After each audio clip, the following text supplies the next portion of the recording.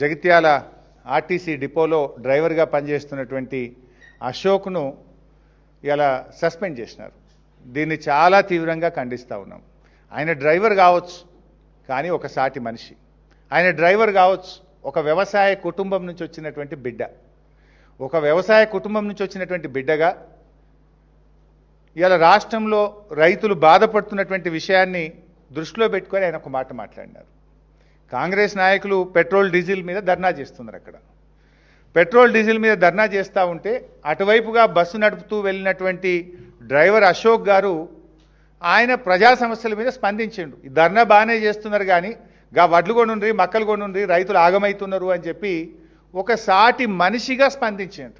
ఒక రైతు కుటుంబం నుంచి వచ్చిన బిడ్డగా, రైతు కష్టాలు తెలిసిన వ్యక్తిగా వడ్లు కొనుండ్రి, మక్కలు కొనుండ్రి అని చెప్పుడు తప్ప?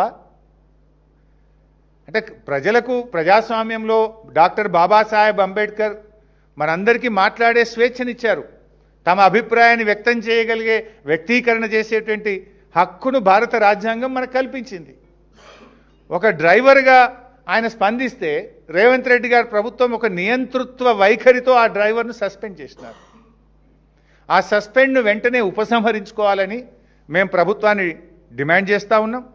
మీరే చెప్పిండ్రు, మేము 6 గ్యారంటీలే కాదు, ప్రశ్నించే గ్యారంటీ 7వ గ్యారంటీగా మేము అమలు చేస్తాము, ప్రజాస్వామ్యాన్ని ప్రశ్నించే హక్కును కల్పిస్తామని చెప్పి మీ 6 గ్యారంటీలతో పాటు 7వ గ్యారంటీని మీరే ఇచ్చారు.